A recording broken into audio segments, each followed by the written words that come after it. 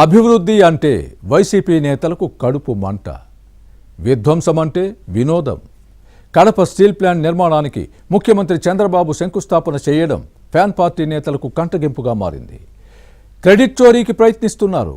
ఒకవైపు ఇదంతా తమ గొప్పే అని ప్రచారం చేసుకుంటోన్న వైసీపీ నేతలు మరోవైపు అడ్డుపొలలు వేసే ప్రయత్నం చేస్తున్నారా? జమ్మలమడుగు దగ్గర స్టీల్ ప్లాంట్ నిర్మాణానికి ముఖ్యమంత్రి చంద్రబాబు భూమి పూజ చేసిన తరువాత వైసీపీ నేతలు పేలుతున్న అవాకులు చెవాకులు ఏంటి? ఉక్కు పరిశ్రమను అడ్డుకునేందుకు కుట్రలు కుతంత్రాలు పన్నుతున్నారా? వాటిని తిప్పికొట్టేందుకు కూటమి వ్యూహం ఏంటి? వైసీపీది విధ్వంస విధానం, కూటమిది అభివృద్ధి ఆరాటం. జగన్ పాలనలో జరిగిన విధ్వంసం నుంచి రాష్ట్రాన్ని బయటపడేసి ప్రగతి పథంలో పయనింపజేసేందుకు ఏపీ ఎన్డీఏ సర్కార్ చేయని ప్రయత్నం అంటూ లేదు. కానీ విధ్వంస విధానాన్ని నరనరాన నింపుకున్న ఫ్యాన్ పార్టీ నేతలకు ఇది నచ్చడలేదు. విశృంఖల విధ్వంసం, వ్యక్తిత్వ హననానికి అలవాటు పడిన వైసీపీ నేతలు అభివృద్ధిని అడ్డుకుని చెడగొట్టడమే పనిగా పెట్టుకున్నారు అనే విమర్శలు వస్తున్నాయి. వీరి తీరు అమ్మ పెట్టదు అడుక్కు తిన్నివ్వదు అన్న చందంగా మారిందన్న వ్యాఖ్యలు వినిపిస్తున్నాయి. తాము చేయలేకపోయిన అభివృద్ధిని కూటమి చేస్తే ఊరుకుంటామా అంటూ అడుగడుగున అడ్డంకులు సృష్టిస్తూ పుల్లలు పెట్టే ప్రయత్నం చేస్తున్నారు అన్న ప్రచారం సాగుతోంది. ఎక్కడో కాదు, వైసీపీ అధ్యక్షుడు జగన్ సొంత జిల్లాలోనే ఇలాంటివి జరుగుతున్నాయి. ఎన్డీఏ ప్రభుత్వం ఓవైపు రాయలసీమను హార్టికల్చర్ హబ్గా మార్చుతూ మరోవైపు పారిశ్రామికంగా తీర్చిదిద్దుతోంది. తాము చేయలేని పనులను కూటమి నేతలు చేస్తే తమ పరువు పోతుంది అన్నది ఫ్యాన్ పార్టీ నేత బాధ. తమకు రావాల్సిన పరపతికి కూటమి కొట్టేస్తే వచ్చే ఎన్నికల్లో పరిస్థితి ఏంటన్నది వైసీపీ నేతల ప్రశ్న. ఓట్ల కోసం సీమవాసుల గడపలకు ఏ మొహం పెట్టుకుని వెళ్లగలమన్న అంశం పార్టీ నేతల అంతరాత్మను వేధిస్తోంది. దీంతో కలవరపడుతోన్న వైసీపీ నాయకులు దిక్కుతోచని స్థితిలో ఎన్డీఏ పాలకులపై నిందలు మోపే ప్రయత్నం చేయడం విమర్శలకు తావిస్తోంది. అభివృద్ధి చేసే వారిని అందలం ఎక్కిస్తారు, కానీ పాడు చేస్తామనే వారికి పట్టం కడతారా అంటూ తమలో తాము ప్రశ్నించుకుంటూ మదన పడుతోన్న వైసీపీ నేతలు లేకపోలేదు అని రాజకీయ వర్గాల్లో వినిపిస్తోంది.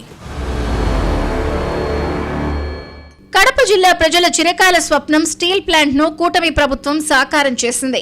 ఈ ప్రాజెక్టును పట్టాలెక్కించింది. 2 దశాబ్దాలుగా పెండింగ్ లో పడిన పరిశ్రమ నిర్మాణానికి ఇటీవల భూమి పూజ జరిగింది. ఇది వైసీపీ నేతలకు మింగుడు పడని పరిణామంగా మారింది. వైఎస్ఆర్ హయాంలో జమ్మలమడుగు దగ్గర స్టీల్ ప్లాంట్ నిర్మాణానికి గాలి జనార్దన్ రెడ్డికి వేలాది ఎకరాలను అప్పటి ప్రభుత్వం కేటాయించింది. కానీ ఈ నేత భూములను తాకట్టు పెట్టి బ్యాంకుల నుంచి రుణాలు తీసుకున్నా పరిశ్రమ పెట్టలేదు.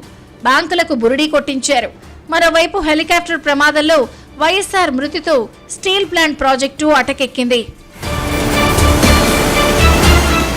మరోవైపు రాష్ట్ర విభజన తర్వాత అధికారంలోకి వచ్చిన టీడీపీ ప్రభుత్వం కడప ఉక్కు కర్మాగారం నిర్మాణం కోసం ప్రయత్నించింది. 2018 డిసెంబర్లో మైలవరం మండలం కంబాల దిన్నె దగ్గర అప్పటి సీఎం చంద్రబాబు శంకుస్థాపన చేశారు. కానీ 2019 ఎన్నికల్లో టీడీపీ అధికారం కోల్పోయింది. రాష్ట్ర పాలనా పగ్గాలు చేపట్టిన జగన్ ఉక్కు పరిశ్రమపై తన తండ్రి ఆశయాలను నెరవేరుస్తానని ప్రకటించిన విషయాన్ని గుర్తుపెట్టుకోవాలి. 2019 డిసెంబర్లో జమ్మలమడుగు మండలం సున్నపురాళ్లపల్లె దగ్గర స్టీల్ ప్లాంట్ కు శంకుస్థాపన చేశారు. కానీ పునాది రాళ్లకే పరిమితమైంది. ఇప్పుడు కూటమి ప్రభుత్వం ప్రతిష్టకు పోకుండా జగన్ భూమి పూజ చేసిన చోటే నిర్మాణానికి చర్యలు చేపట్టింది. జిందాల్ సంస్థ ఈ ప్రాజెక్టును నిర్మిస్తోంది. దీంతో దిక్కుతోచని వైసీపీ నేతలు కూటమి ప్రభుత్వంపై విమర్శలు చేస్తున్నారు. Kadapa YCP MP YS Avinash Reddy steel plant పై క్రెడిట్ చోరీకి పాల్పడుతున్నారు. 2023లో సజ్జన్ జిందాల్తో కలిసి జగన్ శంకుస్థాపన చేసిన విషయాన్ని ప్రస్తావించారు. స్టీల్ ప్లాంట్ కు 3300 ఎకరాల భూములను కేటాయించి అన్ని సౌకర్యాలను సిద్ధం చేసింది జగనేనని ఈ ఎంపీ చెప్పుకొచ్చారు.